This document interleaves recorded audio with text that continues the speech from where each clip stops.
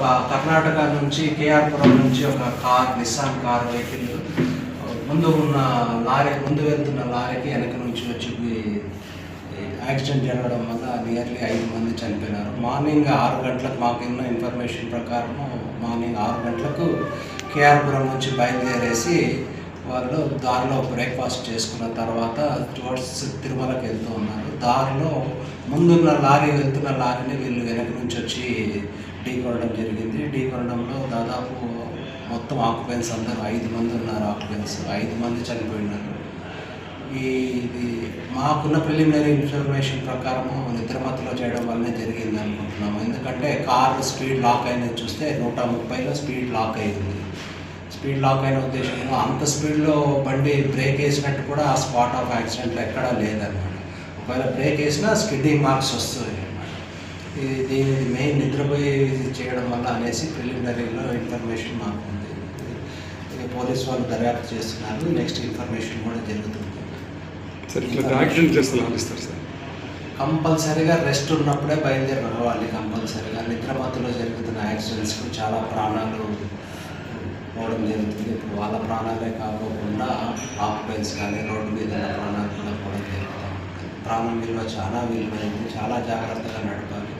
కంప్లీట్గా మనం కాన్ఫిడెంట్గా ఉండి నిద్ర లేదు అనే టైంలోనే మనం జరగాలి. ఎందుకంటే తెల్లవారుజామున ఆ చల్లగాలికి జస్ట్ ఒక 1 సెకండ్ చాలా అన్నమాట. కళ్ళు మూసుకుంటే చాలా ఆ టైంలోకి ఈ ఇంపాక్ట్ అయితే నియర్లీ సగం చాసెస్ లోపలికి వెళ్ళిపోయింది. కార్ లోపలికి ఎంత స్పీడ్లో ఉంటే అంత ఇంపాక్ట్ అవుతుందో మీరు ఊహించుకోవచ్చు. అసలు చూస్తుంటే బాడీలో అన్ని కంప్లీట్గా చిత్రం అయిపోయింది అన్నమాట. గొంతులోని పార్ట్స్ ఇట్లా ఎంత దారుణంగా ఉంటుందంటే ఒక చిన్న తప్పు వల్ల నిద్రపోయడం వల్లనే ఇవన్నీ జరుగుతున్నాయి. నిద్ర చాలా కంట్రోల్లో ఉంచుకొని నిద్ర లేనప్పుడు మాత్రమే బండి డ్రైవ్ చేయాలి. ఎట్టి పరిస్థితుల్లో నిద్ర వస్తున్నప్పుడు బండి పక్కన పెట్టేసి ఆపుకొని పడుకొని ప్రయాణం సాగించాల్సిందే తప్ప నిద్ర మధ్యలో మాత్రం ఎట్టి పరిస్థితుల్లో డ్రైవ్ చేయొద్దండి. ఈ ప్రజల ప్రాణాలు చాలా ఇంపార్టెంట్. సార్ ఇది సాంకేతిక లోపమా లేకపోతే డ్రైవర్ తప్పిదమా సార్? ఇప్పుడున్న ఇన్ఫర్మేషన్ ప్రకారం స్పాట్ ఆఫ్ యాక్సిడెంట్ నేను విజిట్ చేయడం జరిగింది. కంపల్సరీగా అది సాంకేతిక ప్రాబ్లం అయితే కాదు. ఎక్కడ బ్రేక్ వేసిన దాఖలాలే లేవు అక్కడ చాసెస్. ఆ కొట్టడంలో అంత స్పీడ్లో బండి ఎంత దూరం వచ్చేసిందంటే సుమారుగా 100 మీటర్స్ వరకు వచ్చేసింది. వెనక నుంచి ఏదో శబ్దం వస్తుందని చెప్పేసి డ్రైవర్ ఆపేంత వరకు తెలియదు. అంత ఫాస్ట్గా జరిగిపోయింది.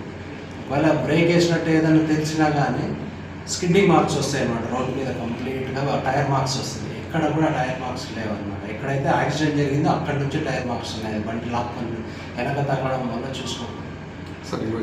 ఇన్ఫర్మేషన్ 9:15 ఆ టైంలో ఇన్ఫర్మేషన్ వచ్చింది జరిగిందని ఇమీడియట్గా వెళ్ళి అక్కడ చూస్తే బండిలో నుంచి ఒక్క బాడీ మాత్రమే తీయగలిగినాము. మిగతా బాడీస్ అన్నీ తీయాలి అంటే కంపల్సరీగా వెహికల్ తీయాల్సి వచ్చింది. జేసీబీలు అరేంజ్ చేసాము. పక్కన ఉన్న బండి తాళ్ళు కట్టి బండి మూవ్ చేసేసి వెహికల్స్ అనేవి షెడ్యూల్ చేసి ట్రాఫిక్ను రెగ్యులరైజ్ చేసి